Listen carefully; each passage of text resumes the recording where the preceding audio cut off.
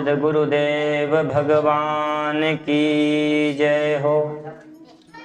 अपने अपने मात पिता की जय हो। श्री बांके बिहारी लाल की जय हो। श्री राधे रानी सरकार की जय हो। लंबोदरम परम सुंदरमेकदंतम रक्तांबरम त्रिनयनम परमं पवित्रम् उद्यद्दिवाकरकरोज्ज्वलकायकान्तं विघ्नेश्वरं सकलविघ्नहरं नमामि।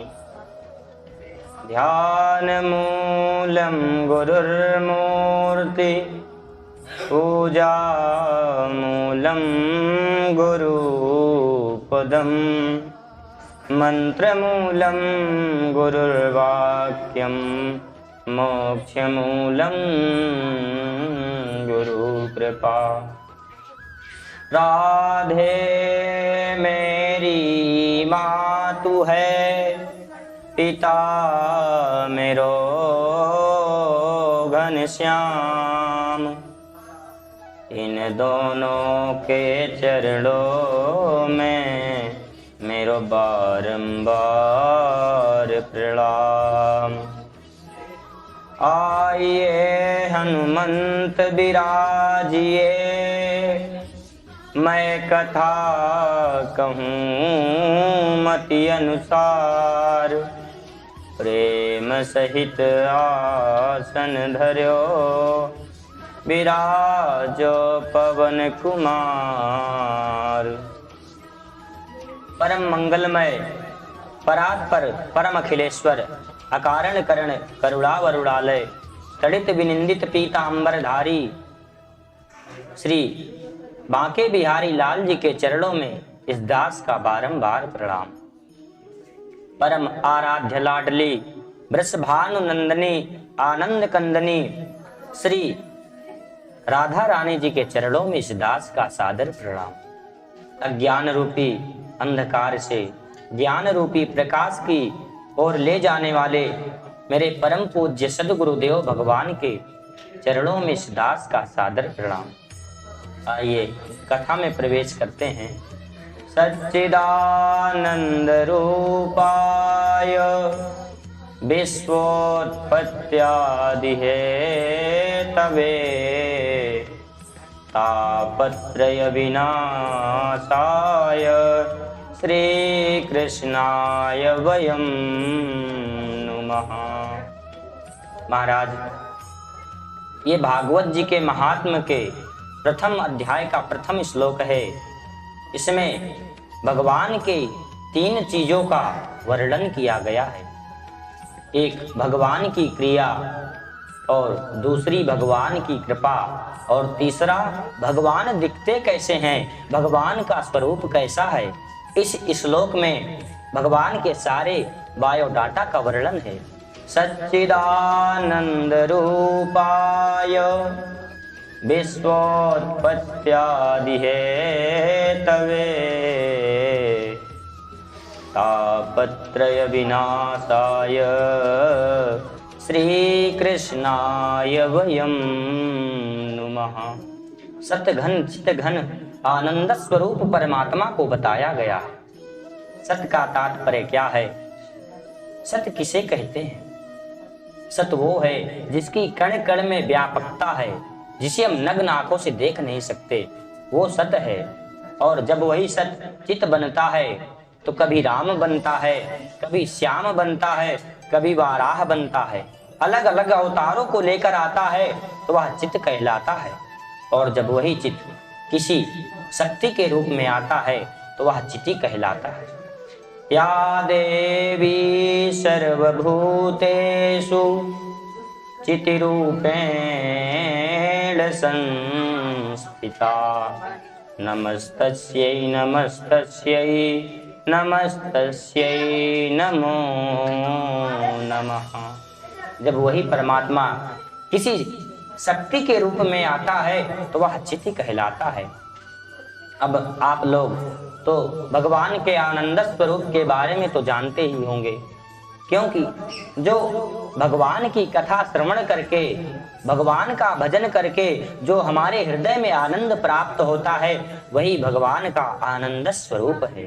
तुलसीदास जी रामचरितमानस पर लिखते हैं कि सत कहिए जो बिम से नाही, चित चैतन्य सकल घट माही। आनंद घट घट करे आनंदा, ताको नाम सच्चिदानंदा। अब भगवान की क्रिया का वर्णन करते हैं कि भगवान करते क्या हैं। बोले तापत्रय विनाशाय। ये ताप कौन से हैं? तो गोस्वामी तुलसीदास जी रामचरितमानस में लिखते हैं कि दैहिक दैविक भौतिक तापा, राम राज का हुई नहीं व्यापा। दैहिक दैविक भौतिक इन तीनों ही तापों को नष्ट करते हैं। दैहिक ताप क्या है? जो हमारी देह के द्वारा मिलता है, जैसे बुखार आ जाना या फोड़ा निकल आना आदि, कोई सा भी रोग आता है जो हमारे शरीर के द्वारा मिलता है, उसे दैहिक ताप कहते हैं। और दैविक ताप क्या है? जो हमें दूसरों के द्वारा मिले। जैसे हम किसी से कुछ बात कर रहे हैं, कुछ कह रहे हैं और सामने वाला हमें देख करके सोच रहा है कि ये तो हमारे बारे में बात कर रहा है या किसी और के बारे में बात कर रहा है, तो वो जाकर चुगली कर देता है, तो उसमें भी लड़ाई होती है।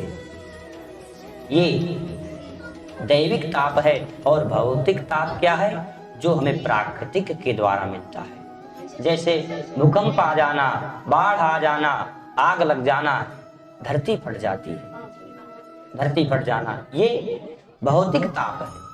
इन तीनों ही तापों को नष्ट करते हैं और नष्ट करने के अलावा सभी जीवों पर कृपा बरसाते हैं।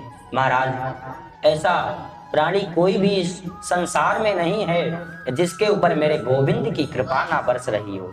लेकिन हम लोग अनुभव कहाँ कर पाते हैं? हमारे अनुभव में कमी रह जाती है। जैसे बरसात हो रही हो और हम छतरी लेकर बाहर निकले, तो हम ये तो देख सकते हैं कि हाँ इतना तेज पानी बरस रहा है, परंतु अनुभव नहीं कर पाते। उसी प्रकार परमात्मा की हमारे ऊपर कृपा अनवरत बरस रही है, लेकिन हम लोग अनुभव नहीं कर पाते। किसी ने बड़ा सुंदर पद लिखा है कि उनकी कृपा में कोई कमी तो नहीं, उनकी करुणा में कोई कमी तो नहीं, पात्रता में हमारी कमी रह गई, उनकी क्षमता में कोई कमी तो नहीं, उनकी ममता में कोई कमी तो नहीं, उदारता में हमारी कमी रह गई। उनकी न कृपा में कोई कमी है, न क्षमता में कोई कमी है, न ममता में कोई कमी है। कमी तो कहीं ना कहीं हम ही कर देते हैं। महाराज भगवान कहते हैं कि मैं उसी को मिलता हूँ जिसके हृदय में मैल नहीं। गोस्वामी तुलसीदास जी रामचरितमानस में लिखते हैं कि निर्मल मन जन सो मोहि पावा, निर्मल मन जन सो मोहि पावा, मोहि कपट छल छिद्र न भावा। जिसके मन में मैल है, कपट भरा है, मैं उसको नहीं मिलता हूं। फिर आगे कहते श्री कृष्णाय वयम नमः। यहाँ जो ये श्री लगा है, ये कोई शोभा के लिए नहीं लगा है। श्री माने राधा रानी। राधा कृष्णाय वयम नमः। वयम का मतलब हम सब। यहाँ केवल वक्ता ही नहीं प्रणाम कर रहा, बल्कि श्रोता भी प्रणाम कर रहे हैं। यहाँ पर व्याकरण की दृष्टि से वयम का मतलब हम सब भगवान को प्रणाम कर रहे हैं।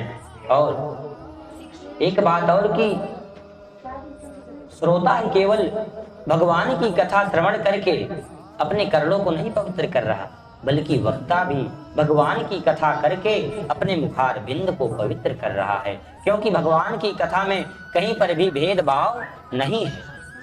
श्रोता वक्ता ज्ञान निधि कथा राम की गूढ़। बंधुओं, भागवत जी की तो परंपरा बड़ी विचित्र है।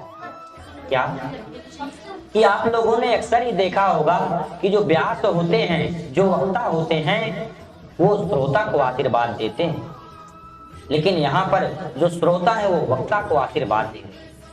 श्री सूत जी महाराज शौनक आदि ऋषियों को कथा श्रवण कराते हैं, और कथा श्रवण कराने के बाद जब कथा समाप्त हो जाती है तो शौनक आदि ऋषि श्री सूत जी महाराज को आशीर्वाद देते हैं कि सूत सूत चिरंजीव वदनो वदतांबरा कथां भागवतीं पुण्यां यदा भगवान छुका। हे सूत जी महाराज, आप चिरंजीवी रखो। हम सभी श्रोता आपको मिलकर यह आशीर्वाद देते हैं कि आपकी आयु लंबी हो, आप सदैव सुखी रहें और ऐसे ही हमारे लिए कथा का रसपान कराते रहें। तो आइए अब हम सब लोग नैमिषारण्य की पावन भूमि की ओर चलते हैं, जहाँ पर शौनक आदि ऋषि 88,000 ऋषि एकत्रित हैं और सभी वो कथा के इच्छुक है। आज नैमिषारण्य में सभी ऋषि एकत्रित हुए और वह ये सोच रहे हैं कि भगवान की तपस्या करने के लिए, भगवान का सत्संग करने के लिए कौन सा स्थान पवित्र है। जब सब ऋषियों ने विचार किया, उसके बाद सभी ने कहा कि चलकर एक बार पूरी पृथ्वी मंडल का भ्रमण कर लें, उसके बाद जो भी स्थान पवित्र होगा वहीं पर भगवान का सत्संग करेंगे, परमात्मा का जप करेंगे। आज शौनक आदि ऋषि 88,000 सारी पृथ्वी मंडल पर भ्रमण कर रहे हैं। सारी पृथ्वी मंडल पर भ्रमण करने के बाद उन्हें कहीं भी कोई ऐसा स्थान नहीं मिला जहां पर वो बैठकर भगवान की तपस्या कर सके। तो सभी लोग एकत्रित हुए और एकत्रित होने के बाद ब्रह्मा जी के पास गए। तो ब्रह्मा जी से कहते हैं कि हे ब्रह्मा जी, हमें आप कोई ऐसा स्थान बताइए जहां पर हम परमात्मा का सत्संग कर सके, भजन कर सके, बैठकर तपस्या कर सके। तो ब्रह्मा जी तुरंत सबकी बात सुना और उसी समय एक मनोमय चक्र छोड़े और बोले कि इस चक्र के पीछे पीछे आप लोग जाओ, जहां पर ये चक्र गिर जाए उसी स्थान को पवित्र मान लेना। महाराज वह चक्र उत्तर प्रदेश के सीतापुर जिले में गिरा, जहां पर उस चक्र की नोक धसी उस स्थान का नाम चक्र तीर्थ पड़ गया। नैमिषारण्य किसे कहते हैं? निमिष्यते यत्र नैमिषः। कुछ पंडितों का, कुछ संतों का कहना है कि नैमिषारण्य में अत्याधिक जंगल होने के कारण ही उसका नाम नैमिषारण्य पड़ गया। नैमिषारण्य क्षेत्र में ही 4 वेद, 6 शास्त्र और 18 पुराणों की कथा श्री सूत जी महाराज ने श्री शौनक आदि ऋषियों को श्रवण कराई। नैमिषारण्य तीर्थ सभी तीर्थों में दूल्हे के समान है। जिस प्रकार प्रयागराज तीर्थ सभी तीर्थों में राजा हैं, उसी प्रकार नैमिषारण्य तीर्थ सभी तीर्थों में दूल्हे के समान है। गोस्वामी तुलसीदास जी रामचरितमानस में लिखते हैं कि तीर्थ वर नैमिष विख्याता, तीर्थ वर नैमिष विख्याता, अति पुनीत साधक सिद्धिदाता। आज की वाणी मैं सद्गुरुदेव भगवान के चरणों में यहीं पे विराम देता हूँ। कल के लिए जय जय श्री राधे, जय जय श्री राधे, जय जय श्री राधे श्याम।